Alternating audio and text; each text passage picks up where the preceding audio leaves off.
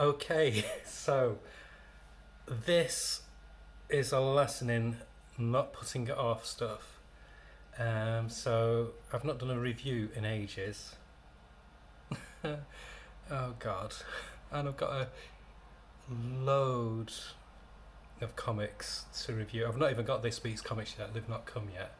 So I'm kind of pleased about that. So this is like 3 weeks, 4 weeks worth of comics. So I'm going to review them and I'll give my ratings. I'm not going to look inside because there's just too many.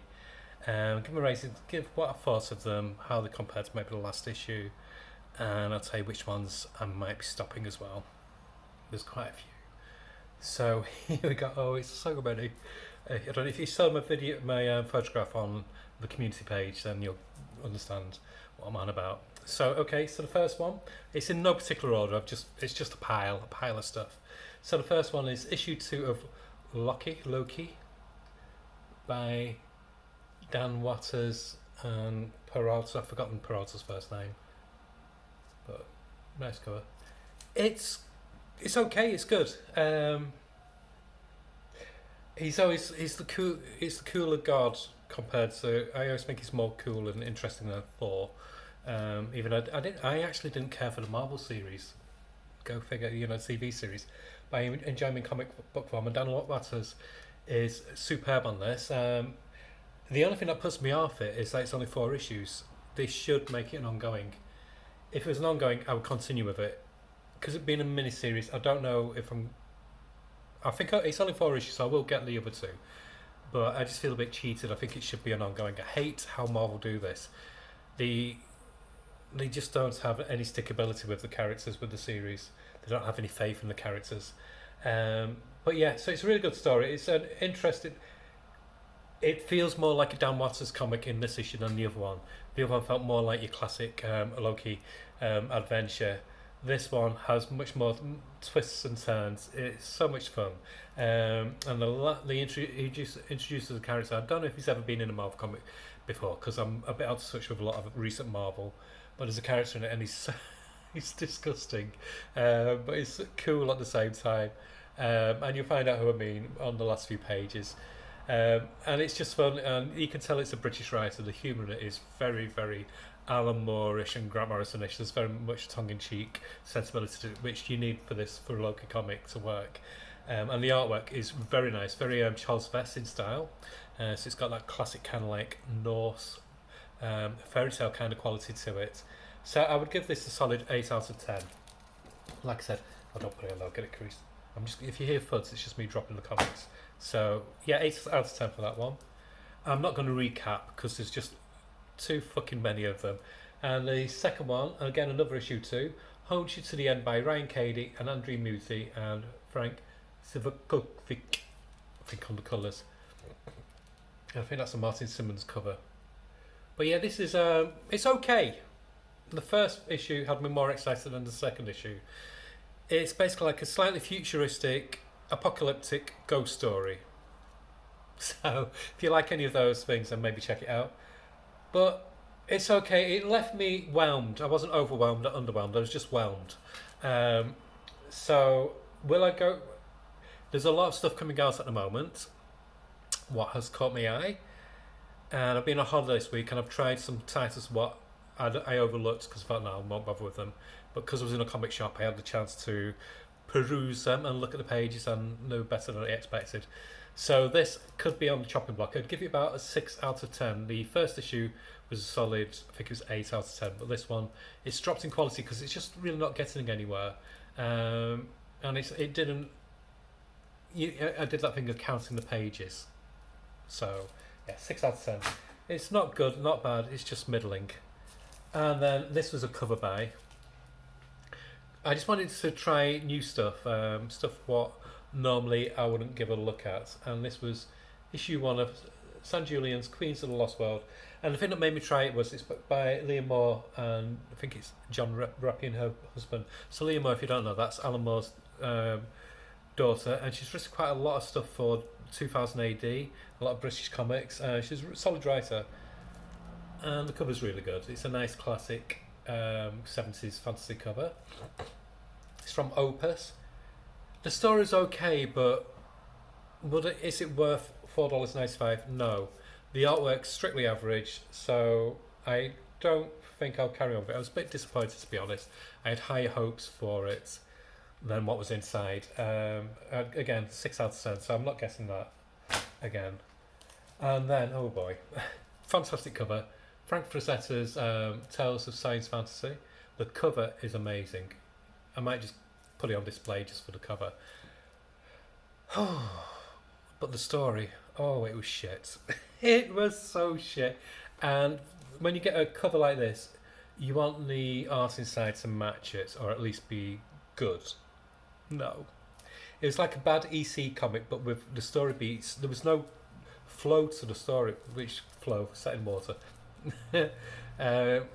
It was a pirate's adventure, cannibal adventure, mythical sea creatures. But it was choppy, the way it jumped from scene to scene. I had to keep on going back to another page to see, is that character? It was bad. It was bad. I'd give it a 4 out of 10. No way was it worth $4.99. It was a great cover, shit story. It was it just didn't make, there was no flow to the story. It stuttered, and it jumped to a scene. You go, oh, have I missed something? And no, you hadn't. They expect you to know what happened, but no. And the ending was, it's just meh. So yeah, 4 out of 10 for that. Never getting again.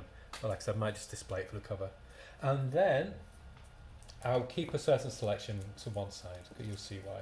And then I wasn't going to get this. I was just going to get it on digital because issue 2 online had sold out. I went to my local comic shop and they had issue 2 of The Incredible Hulk.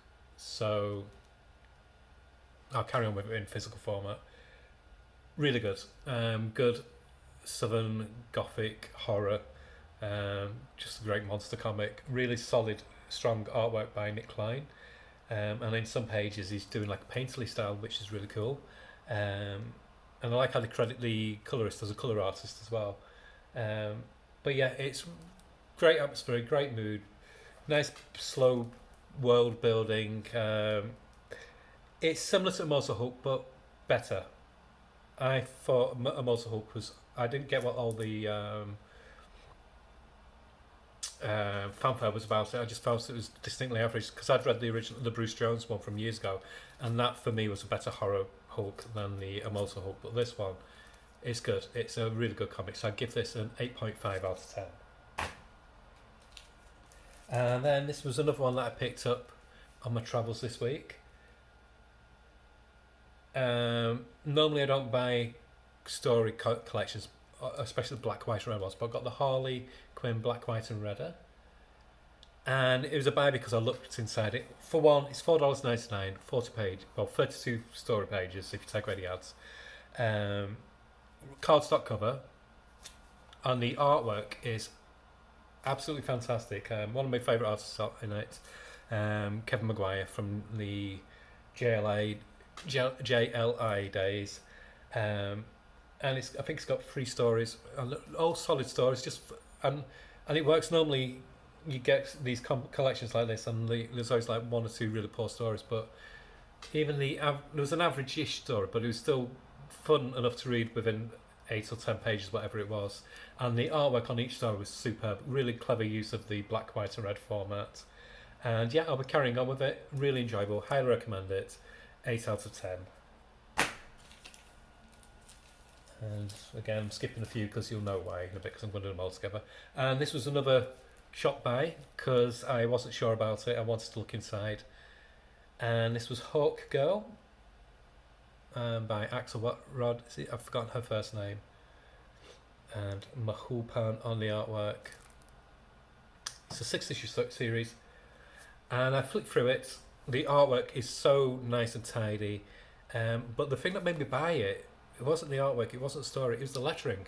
On some panels, it did this really old school one where it was just like a line going to the words, and there's no speech bubble.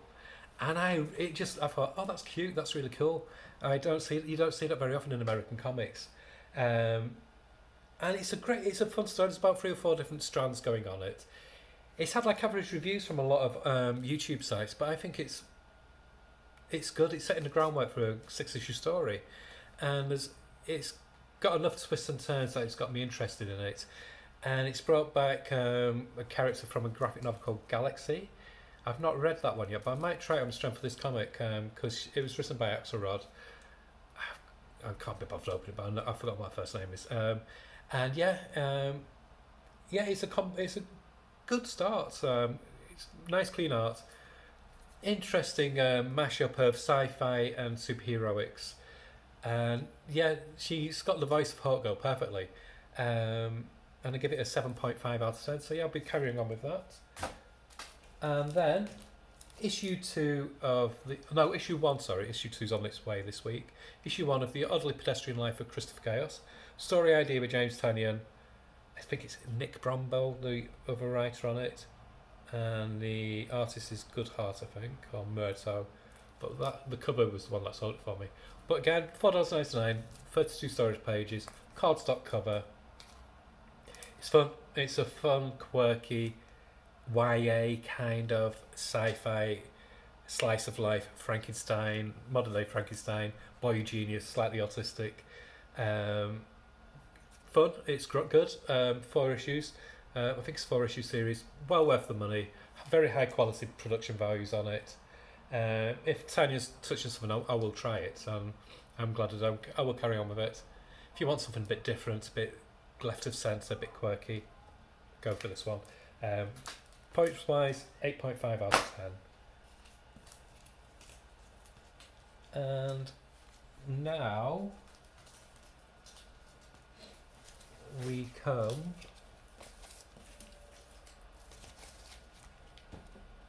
to Dinosaur Street, number 7, book 7, by Tom King and I think it's Jose Fornes and Dave Stewart's on colouring. Great cover. I've enjoyed this comic. It's odd. It's Tom King being mad as a box of frogs. It's collecting loads of the characters from the 70s which were created by Jack Kirby, and other characters. You got people like Warlord, the Blue Starman, the Manhunter, which is that character. Then you've got New Gods appearing, and other characters I've just slipped my mind. The Creepers in it as well, and it's your typical deconstructed Tom King where he gets your B-list, even Z-list characters and makes them into fun, quirky characters. I have not got a clue where this comic is going. Half the time I'm scratching my head, but I'm along for the ride, and it's well worth investing in. If you've not been collecting the comic, do wait for the collections and buy the books. I would give this a 9 out of 10. Constantly enjoyable. And one which is a solid 9 out of 10 each issue is Batman Incorporated, and again this one doesn't disappoint. Issue 10 by Ed Brisson and John Timms. Gorgeous artwork, great story. This is, in fact, I think is the best mainstream DC comic going at the moment. That cover alone is just superb. It's doing fresh things with the Batman side characters and amazing things with the Joker as well. Yeah, it's just great. It's solid 9 out of 10. Highly recommend. And another one that's a 9 out of 10 is issue 3 of The Vigil by Ram V. At the moment it's listed as a 6-issue series, but please make it ongoing. This fills the gap left by Planetary. It's just great. It's a solid. I mean, now that Ram V's exclusive, apart from create their own stuff, I hope DC tell him to do more of this. I hope he also does The Question, because if you've been on his Twitter, he's been doing sketches of The Question, so hope he does The Question, but the Vic Sage one. But yeah, Vigil, 9 out of 10. Great sci-fi, spy-fi, superhero mashup. Highly recommended. And the artwork as well has improved greatly in this issue. There's an ink on some of the pages, what just elevates the arts. And next issue, there's a new artist who looks amazing. So yeah, 9 out of 10. And then, which I skipped initially when it was released, because I thought it was coming out in book form, then I heard it wasn't. So, Fish Flies. And I'm glad I got it. The thing that put me off initially was the price, but then you get 64 story pages. It's prestige format. There's no filler. Jeff Lemire is doing everything on this. It is a great mashup of it's like a Ray Bradbury story meets Cronenberg. So it's got that whimsical Bradbury flavour, and then it goes into out and out body horror at the end, and it's great. I'm invested. I'm going to get every issue. I think it's 6 issues bi-monthly, but like I said, each issue is going to be 64 pages, prestige. 10 out of 10. And then one of my other Marvel comics, Black Panther issue 2. I got this for this cover. Yeah, it's as good as the first one. It's better, in fact. And Eve Ewing is doing things with this, with the character of Black Panther, what I've never seen done before. It's making him fresh, exciting, and relevant. And yeah, I mean, it's another Marvel comic I'll be in for the long run, unless they do massive crossovers. And yeah, fantastic art, great storyline. If you're jaded with Black Panther, I recommend you try it, because I was recently. This is really exciting, very high tech, covers all different types of social issues as well. Yeah, it's looking at Black Panther with fresh eyes, and it's a really fun read, dynamic, 9 out of 10. And then the comic that I cancelled, what I really slagged off with the first issue, then I did an apology video for, issue 4, Mighty Barbarians. It's going from strength to strength. This is a fun, leave your brain at the door fantasy comic, sword and sorcery style comic, in the vein of Conan, but it's not like your characters like Morgan Le Fay, and who else? Cull, and a few others who slipped my mind. And the artwork has leaps and bounds. He's the artist now. I think it's Cafaro. It's Maressa who writes it, who does that Vault comic, which has slipped my mind, but you know which one I mean, the fantasy one. But the artwork now is very Tom Mandrake in style, and it's looking really nice. I give this a solid 7.5 out of 10. And then we have a constant crowd pleaser, World's Finest, Batman Superman World's Finest, issue 17. This wraps up the current storyline. Dan Morrow's arts isn't looking as rushed, so there's some really dynamic, gorgeous artwork inside. I'm not keen on that cover. I don't like busy covers. That's just me. It's not a bad cover by any means, but I just don't like busy covers like that. And I hate covers when they've got comic style lettering on it. I know it's meant to look like a computer game cover, but it's not for me. Not today, Satan. But the story itself, fun, great artwork, fun story. Mark Waid's in his golden period at the moment. His storyline, he's reinvented the format for making fun superhero comics. This is the new fun DC, and yeah, a solid 9 out of 10. It's just great art, great story, nothing too deep, nothing world shaking or life changing, but fun old school superheroes done right. And speaking of Mark Waid, spinning out the World's Finest, you've got World's Finest Teen Titans. Great Chris Samney cover there. So this is like a retro Titans. So it's featuring the old school costumes. So you got Robin, Dick Grayson's Robin, Kid Flash, Aqualad, Wonder Girl, Bumblebee, and Speedy. It's listed as a 6th issue, but again, I hope this becomes an ongoing. Same flavour as World's Finest, where it's that retro, almost kitsch kind of superhero, but cool and modern at the same time. Really nice clean art by Lupacino. I've forgotten her first name. And yeah, I'd say this is about a 7.5, 8 out of 10. Yeah, 8 out of 10 for this one. And yeah, I'll carry on with this. In fact, if I had to stop a Titans comic, I would stop the Tom Taylor one over this. I think this is just more fun. And then we have Decisive. This is the last one before the Night Terrors one came out, by Ram V.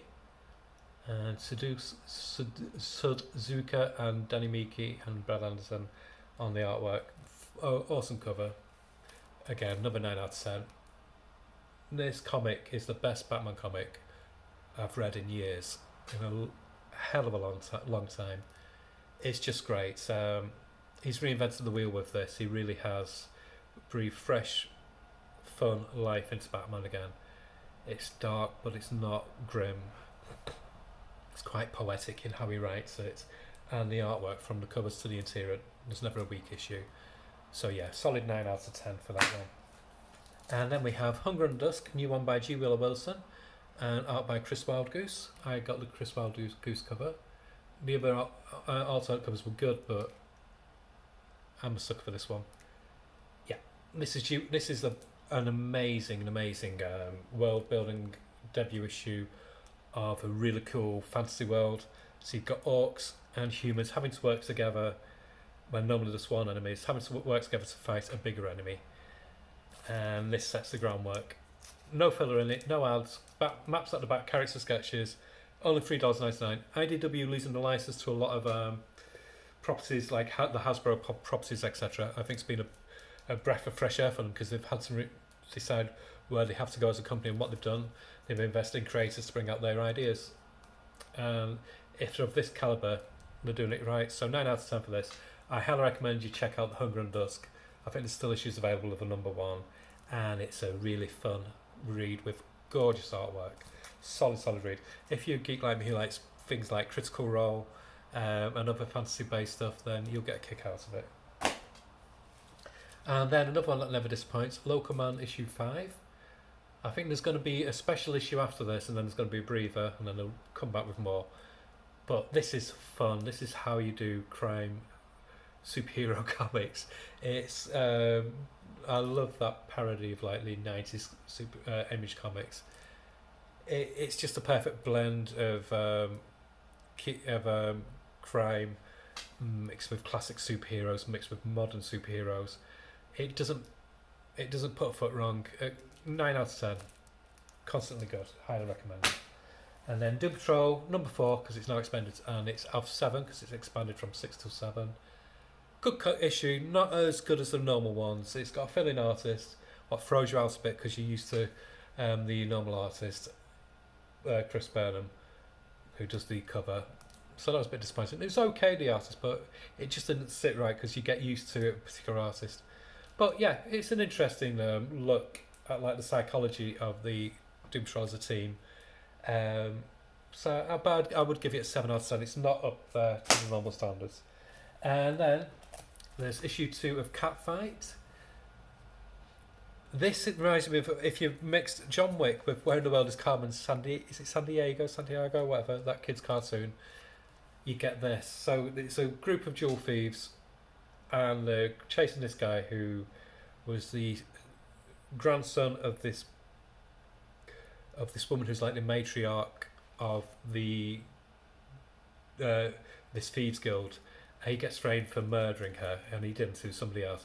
And so all her proteges and people who work for her are now coming from across the world trying to kill him.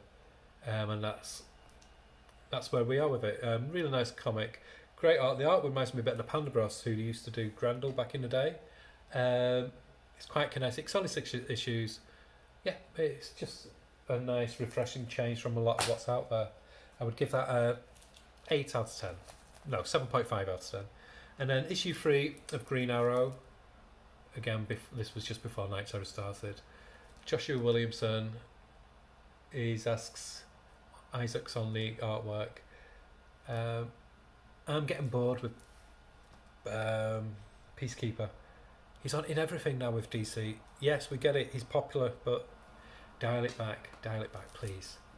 It just makes no sense him being in Green Arrow. It's good, it's well written, but I don't like Green Arrow time traveling and being in space. I didn't like when they did it with Batman. I like my Green Arrow street level. I'm going to carry on with it, but it's not what I like in the Green Arrow story. But other people like it, so I'm wrong, obviously. But it's not badly written. I'd say it's about 7.5, 8 out of 10. I will carry on with it because hopefully we then see some more grounded Green Arrow stories coming from it, and I'm going to carry on with it just so we can get an ongoing Green Arrow comic. So yeah, I'd say about 7.5, 8 out of 10, but not bad at all. And then another Image one from Tynion, World Tree 33. This is one of the comics of the year. Gorgeous artwork by Blanco. Very, very easy to read. Sometimes Tynion can be a bit word heavy, or it can try gimmicks like having notes and stuff which throws you out of the story. It's not done anything like that. It's quite streamlined. Great banter between characters, great bit of world building, good occult conspiracies, cyber thriller. Yeah, 9 out of 10. Highly, highly recommend it. I don't know how easy it's to get the back issues. When I was at MegaCon this week, some of the back issues, and it's only on issue 3 now. I think number 4 is coming this week. We're like selling for £15, so there you go. But if you haven't got them, wait for the trade and buy it because it's worth it. And another great one from Image is Dark Ride by Joshua Williamson and Bresson on the artwork, issue 7. Great cover there. This is possibly the best horror comic on the stands at the moment. It's fun, it's icky, it's fun, it's funny, it's got great characters. It's just a really good take on a horror comic. Everything you want in a good horror comic. It's yeah, couldn't if Vertigo was around, it'd sit perfectly well with the Vertical stable of titles. Again, 9 out of 10. And these are ones that I thought I wouldn't buy because I was determined not to, but then I was in the shop and I've been hearing good things from places like Pop Culture Philosophers, and I bit the bullet because I flicked through them and the artwork's gorgeous and the story's good. So first of all, Night Terrors First Blood, the chunky $5.99 launch issue with Howard Porter on the artwork. Howard Porter's artwork has evolved yet again. Amazing, gorgeous artwork, suitably spooky, really good supernatural superhero mashup of a comic. DC just do better comics than Marvel. They really do. This will be talked about in a few. This people were naysaying because I know it's a stupid idea. I was one of those, and they've proved us wrong. It's an essential read. It's a really good read if you like dark but fun comics. And then Night Terror is the main miniseries. It's going to be 4 issues released bi-weekly, so there's 2 issues so far. Williamson writing again, Kamikoli and Wingard on the artwork. What I like about it is, well, they've got Deadman as like the narrator, as the character who's holding the whole series and event together, and it's so nice to see him back. I love Deadman. I really hope after this series is finished they do more with him, maybe make him a host like the House of Secrets or something like that. But yeah, really good comic. So for the Night Terrors mini and the one shot, I'd say a solid 8 out of 10. And then we have, because I've stopped a lot of Marvel and I've stopped quite a few other titles, some of the DC ones I was going to stop, like Green Lantern and Shazam, I'm going to carry on with. So I got the Night Terrors Green Lantern because it's written by Adams, and it seamlessly goes from issue 2 of the normal Green Lantern to this one. And I got the alternate cover by Derek Robertson because that's a really good Sinestro cover. Yeah, it's okay. I'd say about not the strongest of the Night Terrors ones that I picked up. I'm not getting many Night Terrors spin-offs, but just ones that I normally buy in comic form anyway, the ongoing. But I'd give it about a 7 out of 10. It's only 2 issues, so. And then I got The Flash. This one was by Pat Nadell, who's part of the same writing group as Ram V and Dan Waters. He actually came into my local comic shop to sign some comics. And I had the opportunity to buy this with his signature on, but I didn't because I'm a dick and I like my comics not to be. I don't like signatures on comics, so I got this when I should have cut. I mean, if it was being an investment person, I should have got it with his signature on. But there we go. But that's by the by. Artwork by Bayliss. It's fun. It's a nice, fun, twisted story of the Flash. Like, it's basically the Flash in the Twilight Zone, and it's featuring the main Flash in this is Barry Allen.